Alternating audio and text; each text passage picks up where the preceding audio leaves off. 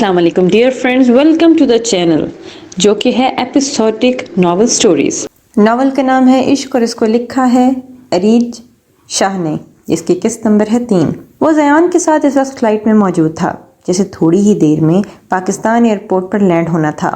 وہ آج تک اپنے والدین سے چھپ کر بہت سی جگہوں پر گیا تھا لیکن اتنے قریب کبھی نہ آیا تھا۔ دل و دماغ میں ایک عجیب سا خوف تھا، پکڑے جانے کا نہیں بلکہ کسی اور چیز کا۔ یہ خوف کسی چیز کا تھا، وہ خود بھی نہیں جانتا تھا۔ پاکستان پہنچتے ہی اس کا ڈر مزید بڑھ گیا۔ اس کا دل اتنی تیزی سے دھڑک رہا تھا کہ جیسے سینے کی دیوار توڑ کر باہر آنا چاہتا ہو۔ یہاں کا مینیجر انہیں لینے کے لیے ایئرپورٹ پر پہلے ہی موجود تھا۔ وہ اس کے ساتھ ہی ہوٹل جانے والے تھے۔ رات کے 12:30 بج چکے تھے۔ ان دونوں کا ارادہ اس وقت آرام کرنے کا تھا، اس لیے وہ دونوں پہلے ہوٹل کی طرف ہی گئے۔ پورا گھر قہقہوں کی آواز سے گونج اٹھا تھا۔ سب نوکر ابھی بھی ہی چھٹی لے کر اپنے سرونٹ کوارٹر کی طرف گئے تھے۔ اس کی خوشی سے چہکتے آواز باہر تک آ رہی تھی اور اس کی اس آواز کے ساتھ آسیہ بیوی کا دل زور زور سے دھڑک رہا تھا۔ راحیل صاحب نے انہیں بہت سمجھایا کہ گھبرانے کی ضرورت نہیں ہے، جبکہ اندر سے وہ خود بھی بہت گھبرا چکے تھے۔ اس کمرے سے سسکیوں اور رونے کی آوازیں تو اکثر آتی تھیں لیکن اس طرح کی آواز کبھی نہ آئی تھی۔ آج اسے کسی چیز کی خوشی ملی تھی اور وہ کوئی نہیں جانتا تھا۔ راحیل شہریار کو فون کریں، میرا دل بہت گھبرا رہا ہے، آسیہ نے روتے ہوئے کہا۔ آسیہ بیگم، رونے والی کوئی بات نہیں ہے، اس طرح گھبرانا بند کریں۔ کینیڈا میں اس وقت 11:30 بج رہے ہوں گے۔ اس وقت وہ آفس میں ہوتا ہے، ہمیں اسے ڈسٹرب نہیں کرنا چاہیے۔ نہیں راحیل، میرا بیٹا مصیبت میں ہے ورنہ وہ اس طرح خوش نہیں ہوتی۔ کچھ تو ہوا ہے، پلیز آپ اسے فون کریں۔ آسیہ کے رونے پر راحیل صاحب شہریار کو فون کرنے پر مجبور ہو گئے۔ وہ بار بار شہریار کے نمبر پر ٹرائی کر رہے تھے مگر اس کا فون بند جا رہا تھا۔ کافی بار کوشش کرنے کے بعد بھی فون نہ لگا تو انہوں نے ایک نظر آسیہ کو دیکھا جو بہت بری طرح سے رو رہی تھی۔ انہیں اس طرح سے روتے دیکھ کر وہ شہریار کا واٹس ایپ نمبر ملانے لگے جو پہلی بار نہیں لگ گیا۔ انہیں ہوٹل پہنچتے پہنچتے رات کا 1 بج چکا تھا۔ اس وقت وہ کھانا کھا رہے تھے جب شہریار کا فون بجا تاکہ ان کے لہجے سے اسے کچھ محسوس نہ ہو۔ جی بابا، میں آفس میں تھا، بس ایک ضروری میٹنگ تھی۔ آپ بتائیں، کچھ ضروری کام تھا کیا؟ شہریار نے بات بناتے ہوئے کہا۔ ارے نہیں، بس ایسے ہی دل کر رہا تھا تم سے بات کرنے کو، اور تمہاری امی بھی تمہیں بہت مس کر رہی تھیں۔ انہوں نے فون آسیہ بیگم کی طرف بڑھاتے ہوئے انہیں رونے سے منع کیا تھا۔ السلام علیکم امی، کیسی ہیں آپ؟ اگر مجھے اتنا ہی مس کر رہی ہیں تو میرے پاس آ جائیں کچھ دنوں کے لیے، کیونکہ میں بھی آپ کو بہت زیادہ مس کر رہا ہوں۔ آسیہ بیگم کے بولنے سے پہلے ہی شہریار بول پڑا۔ وعلیکم السلام، میں ٹھیک ہوں۔ ہاں، میں بھی یہی سوچ رہی تھی کہ کچھ دنوں کے لیے تمہارے پاس آ جاؤں۔ آسیہ بیگم نے اپنی آنکھوں سے آنسو صاف کرتے ہوئے اسے بہلایا۔ تو اس سے اچھی اور کیا بات ہو سکتی ہے؟ شہریار کی آواز کی خوشی وہ محسوس کر سکتی تھیں۔ تھوڑی دیر مزید اس سے باتیں کرنے کے بعد آسیہ بیگم کافی حد تک نارمل ہو چکی تھیں۔ فون بند کرتے ہوئے بھی انہوں نے بہت ساری ہدایات دی تھیں جن پر عمل کرنے کا وعدہ کرتے ہوئے شہریار نے فون بند کر دیا۔ اپنے والدین کے اتنے قریب ہو کر بھی وہ ان سے مل نہیں سکتا تھا، اس بات نے اسے اداس کر دیا تھا۔ شہریار، مجھے باہر بلا لیں، آپ کو پتہ ہے آپ کی اجازت کے بغیر میں باہر نہیں آ سکتی۔ مجھے اجازت دیں تاکہ میں باہر آ جاؤں۔ شہریار نے تکیہ اٹھا کر اپنے دونوں کانوں کے ساتھ دبایا، لیکن اس کے باوجود بھی آوازیں آنا بند نہ ہوئیں۔ شہریار، میں آپ کے پاس آنا چاہتی ہوں، مجھے باہر بلا لیں اپنے پاس۔ اب تو بہت ہو گیا، ختم کریں یہ سزا۔ محبت کرنے کی بھی بھلا کوئی اتنی بڑی سزا دیتا ہے؟ شہریار نے تکیہ ہٹا کر اپنے ہاتھ دونوں کانوں پر رکھے لیکن آواز پھر بھی بند نہ ہوئی۔ شہریار، محبت کا امتحان اتنا جان لیوا تو نہیں ہوتا، میں کب تک انتظار کروں آپ کا؟ تھک چکی ہوں، نکالیں مجھے باہر، اس سے پہلے کہ میرے عشق کی انتہا ہو جائے، اس سے پہلے کہ میرا عشق ٹوٹ پھوٹ کر ریزہ ریزہ ہو جائے۔ مجھے اپنے قریب بلا لیں، مجھے باہر نکالیں یہاں سے، مجھے اجازت دیں اور اپنے قریب آنے کی۔ روز کی طرح آج اس آواز میں سسکیاں اور آنسو شامل نہ تھے لیکن شہریار پھر بھی اس آواز سے اس حد تک بیزار تھا کہ وہ اٹھ کر بیٹھ گیا۔ دوسرے کمرے میں زیان شاید اس وقت گہری نیند سو رہا تھا۔ وہ اٹھ کر ہوٹل سے باہر نکل آیا۔ سوائے مینیجر ہوٹل کے اس وقت یہاں کوئی نہیں تھا۔ سنو، یہاں کوئی کلب وغیرہ کی جگہ ہے کیا؟ اس نے مینیجر سے پوچھا تو وہ زبانی انداز میں مسکرایا۔ کیوں نہیں سر، بیسمنٹ میں آپ کو آپ کی خدمت کا ہر سامان ملے گا۔ شہریار سمجھ چکا تھا کہ وہ کس بارے میں بات کر رہا ہے، لیکن اس وقت وہ اس کی غلط فہمی دور کرنے کا کوئی ارادہ نہ رکھتا تھا۔ اس وقت وہ صرف اس آواز سے جان چھڑانے کے لیے کچھ جگہ تلاش کر رہا تھا۔ وہ مینیجر کی بتائی ہوئی جگہ پر آ گیا اور یہاں بالکل کلب سا ماحول تھا۔ وہ کافی شور شرابہ تھا۔ وہ ایک طرف ہو کر کرسی پر بیٹھ گیا۔ شاید وہ دنیا کا پہلا انسان تھا جو پرسکون ہونے کے لیے لوگوں کے ہجوم کو ڈھونڈا کرتا تھا۔ زیان صبح میٹنگ اٹینڈ کرنے کے لیے جا چکا تھا، جبکہ اس دوران شہریار نے اپنی نیند پوری کی تھی، جو رات کو بھی نوازوں کی وجہ سے پوری نہ ہو سکی تھی۔ زیان میٹنگ اٹینڈ کر کے آیا تو شہریار بھی اپنی نیند پوری کر چکا تھا۔ اب ان کا ارادہ کہیں باہر گھومنے پھرنے کے لیے جانے کا تھا۔ اس وقت وہ مارکیٹ میں اپنے لیے کچھ خرید رہے تھے۔ یار، سب سے پہلے تو ایک سم کارڈ لینا پڑے گا، کیونکہ وائی فائی سروسز ایشو کر رہی ہیں یہاں۔ زیان نے ایک دکان کی طرف اشارہ کرتے ہوئے کہا تو شہریار بھی اس کے ساتھ اندر ہو گیا۔ سم کارڈ ایشو کرواتے ہوئے شہریار کی نظر اپنے بالکل قریب ایک بہت ہی خوبصورت لڑکی پر پڑی۔ شکل سے وہ اتنی معصوم لگ رہی تھی کہ شہریار کو اپنے دل کے بہت قریب لگی۔ نہیں بھیا، یہ والا نہیں، وہ والا موبائل فون دکھائیں۔ اس نے مسکراتے ہوئے سامنے دوسرے فون کی طرف اشارہ کیا تو آدمی نے بیزار سے شکل بناتے ہوئے فون اٹھا کر اسے دیا۔ وہ کافی دیر سے کھڑی تھی شاید جہاں، اسی لیے دکاندار اسے کافی مایوس ہو لگ رہا تھا۔ یہ بھی اچھا نہیں ہے، کوئی اور دکھائیں۔ اچھا، کوئی اچھا سا دکھائیں۔ وہ فون کو ٹٹولتے ہوئے ایک سائڈ پر رکھ چکی تھی۔ شہریار کافی دلچسپی سے اس لڑکی کو دیکھ رہا تھا اور زیان نے بھی یہ بات نوٹ کر لی تھی۔ آپ کو دیکھ کر ایسا لگتا ہے جیسے آپ کو میں نے کہیں دیکھا ہوا ہے، وہ جو کب سے اس سے بیزار تھا اس کے چہرے کو دیکھتے ہوئے بولا۔ اور شاید آپ نے مجھے دیکھا ہوگا، میں آگے بھی اس مارکیٹ میں آتی رہتی ہوں۔ اس نے اگنور کرتے ہوئے دوسرا فون دیکھنے لگی تھی۔ نہیں، میں نے کہیں دیکھا ہے آپ کو، شاید میں آپ کو جانتا ہوں۔ دکاندار شاید کوئی ٹھرکی آدمی تھا جو اسے باتیں کرنے میں مصروف ہو گیا۔ شاہد خان افریدی کو جانتے ہیں آپ؟ اس لڑکی نے چہرے پر معصومیت سجائے پوچھا۔ دکاندار کی آنکھیں کھل گئیں۔ ہاں بالکل جانتا ہوں۔ انہیں کون نہیں جانتا، وہ میرے کزن ہیں۔ دکاندار کے ہاتھوں سے فون چھوٹتے بچا، جبکہ زیان اور شہریار کی تو ہنسی نکل گئی۔ کیا سچ میں؟ اس میں جھوٹ بولنے والی کون سی بات ہے؟ شاہد خان افریدی کوئی دوسرے پلانٹ کا تھوڑی ہے جو اس کے رشتہ دار نہیں نکل سکتے، جو اس کی کزن سسٹر ہوں۔ اگر آپ چاہیں تو قسم لے لیں۔ وہ والا فون دکھائیں۔ دکاندار کے ایکسپریشنز کو اگنور کرتے ہوئے بولی۔ لڑکی کا اتنی بڑی بات کو اس طرح سے اگنور کرنے پر دکاندار کو یقین ہو گیا تھا کہ وہ شاہد خان افریدی کی کزن سسٹر ہی ہے۔ یہ والا کیوں؟ آپ یہ والا لے لیں۔ دکاندار نے سب سے مہنگا فون نکالا۔ ارے نہیں، یہ میرے بجٹ سے باہر ہے، لڑکی نے پریشانی سے کہا۔ ارے ہمارا دماغ خراب ہے جو ہم شاہد خان افریدی کی بہن سے کچھ مانگیں گے؟ ارے یہ تو پوری دکان آپ کی ہے، آپ جو چاہیں لے لیں، آپ کو بولا پیسوں کی کمی ہے کیا؟ آپ بس یہاں آتی رہیے گا، بس ایک شاہد افریدی خان کا آٹوگراف مل جائے تو بڑی مہربانی ہوگی آپ کی۔ دکاندار نے خوشامدی انداز میں موبائل اس طرح اس کے ہاتھ میں دیا، جبکہ ساتھ کھڑی اس کی سہیلی پریشان ہو چکی تھی۔ مہر، چلو، ہمیں دیر ہو رہی ہے، لال انتظار کر رہے ہوں گے، لڑکی نے اس کا ہاتھ پکڑتے ہوئے کہا، جبکہ ان کے ساتھ زیان اور شہریار بھی باہر نکل گئے اور ان کے ساتھ ہی لفٹ کا بٹن دبا کر نیچے والے فلور میں جانے لگے۔ مہر، تیرا دماغ خراب ہے کیا؟ تو نے اسے جھوٹ بولا کہ تو شاہد خان افریدی کی کزن ہے؟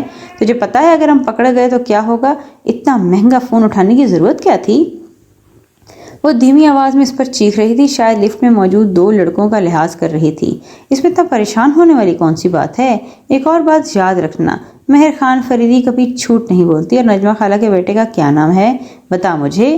اس پر چڑھ دوڑی اور لڑکی نے سوچتے ہوئے شاہد نام لیا۔ جی ہاں، شاہد، اور ہماری قوم کیا ہے؟ افریدی اور بلادردی پٹھان تو کیا ہوا؟ شاہد خان افریدی۔ مہر نے خاصی اونچی آواز میں اسے کسی میتھ کے سوال کی طرح سمجھایا، جبکہ دوسری لڑکی سے خاموش رہنے کا اشارہ کر رہی تھی کہ لفٹ میں 2 لڑکے موجود ہیں۔ ارے ان سے کیا گھبرا رہی ہیں؟ انگریزوں کی اولاد ہیں، شکل سے نہیں لگ رہا، مہر نے لاپرواہی سے کہا، جبکہ اپنے متعلق اس تبصرے پر شہریار اور زیان نے ایک دوسرے کو دیکھا تھا۔ ویسے ایک بات ہے کہ انگریز ہمارے پاکستان کا سارا حسن چرا کے لے گئے، شکل دیکھ ان کی کتنے بیوٹیفل ہیں، مہر نے ان لڑکوں کو دیکھ کر کہا تھا اور ان لڑکوں کے حسن کو سراہا جب لفٹ نیچے والے فلور پر آ رہی تھی۔ شہریار اور زیان لفٹ سے باہر نکل چکے تھے، جبکہ مہر اور دوسری لڑکی نے شاید بھی مزید نیچے جانا تھا۔ ویسے آپ سے ایک بات کہنی تھی، شہریار نے مڑتے ہوئے کہا، جبکہ اس کے منہ سے اردو بولتے دیکھ کر مہر کا منہ کھل چکا تھا۔ لڑکے بیوٹیفل نہیں، ہینڈسم ہوتے ہیں۔ لفٹ بند ہوتے وقت زیان کا کہکا بے ساختہ تھا، جبکہ لفٹ میں موجود دونوں لڑکیوں کے منہ حیرت اور صدمے سے کھلے ہوئے تھے۔ ناول کا نام ہے عشق اور اس کی قسط نمبر ہے 4، جس کو لکھا ہے ارید شاہ نے۔ جانے کیا وجہ تھی کہ شہریار آج پرسکون تھا۔ اس کے ذہن میں صرف ایک ہی لڑکی کا خیال تھا۔ رات کا 1:30 بج رہا تھا۔ دل اور دماغ پر مہر بڑی طرح سے سوار تھی۔ آج نہ تو اسے کسی چیز کا ڈر تھا اور نہ ہی کسی چیز کی فکر۔ آج تو اسے خیال بھی نہ آیا کہ وہ آواز کچھ ہی دیر میں ایک بار پھر سے اس کے ہر خیال پر سوار ہو جائے گی، اور نہ ہی آج وہ کسی بھیڑ والی جگہ پر جانا چاہتا تھا۔ آج تو وہ تنہا رہ کر صرف مہر کو سوچنا چاہتا تھا۔ وہ اسے سوچے جا رہا تھا۔ کیوں؟ وہ خود بھی نہیں جانتا تھا۔ وہ کوئی اتنی خوبصورت نہ تھی، اس سے کہیں زیادہ حسین لڑکیاں وہ اپنی زندگی میں دیکھ چکا تھا، لیکن نہ جانے مہر میں کیا تھا۔ وہ اپنا دھیان آگے پیچھے کسی اور بات میں لگانے کی کوشش کرتا تو پھر سے مہر اس کے ذہن و دل پر سوار ہو جاتی۔ ایک بار لیا گیا نام اسے اکثر یاد نہیں رہتا تھا، لیکن نہ جانے کیوں مہر کا نام وہ بھلا ہی نہ پایا تھا۔ مارکیٹ سے واپس آنے کے بعد زیان نے اسے کہا گھومنے چلو، لیکن نہ جانے کیوں شہریار کا دل ہر چیز سے اٹھ چکا تھا۔ وہ صرف مہر کو سوچنا چاہتا تھا۔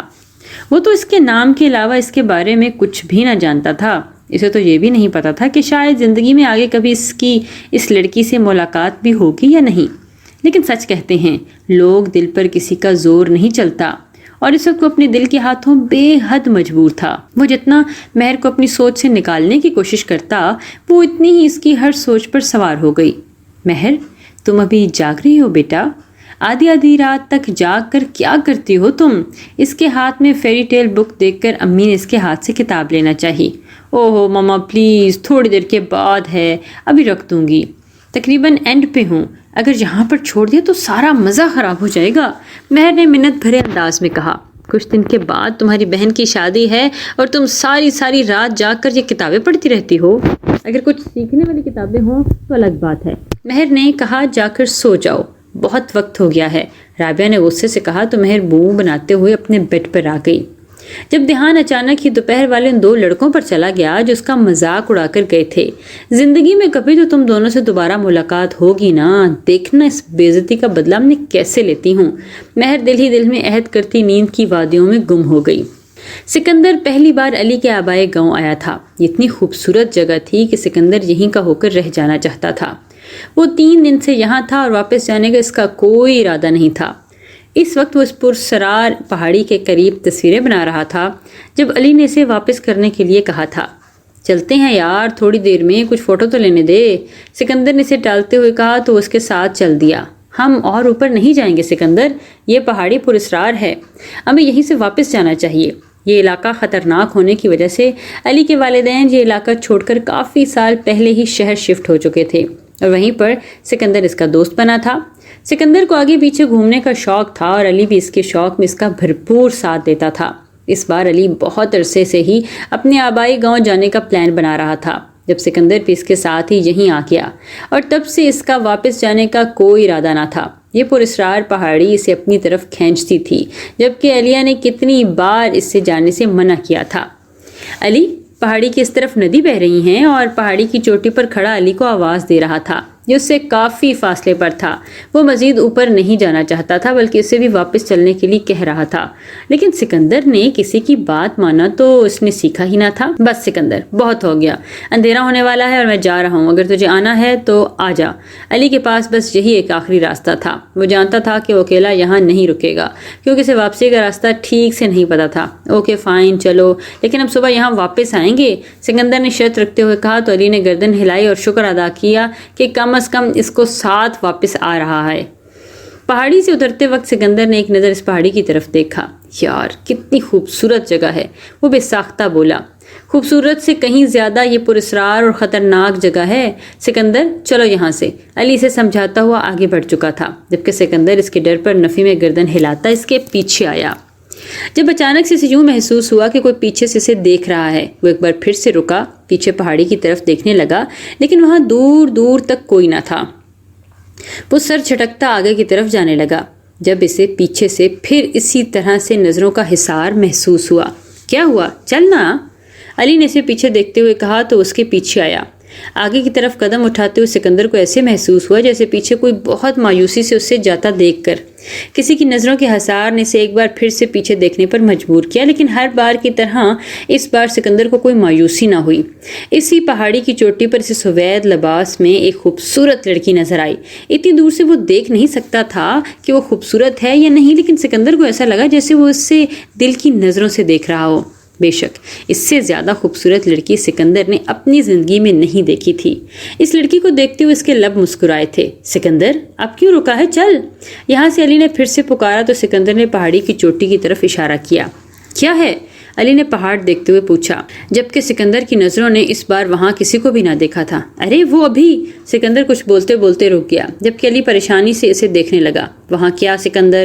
علی نے خوفزدہ انداز میں پوچھا۔ کچھ نہیں، مجھے لگا جیسے میں اپنی سگریٹ کی ڈبی وہاں گرا آیا ہوں۔ سکندر نے بہانہ بنایا، نہ جانے کیوں علی کو اس کے بارے میں نہیں بتانا چاہتا تھا۔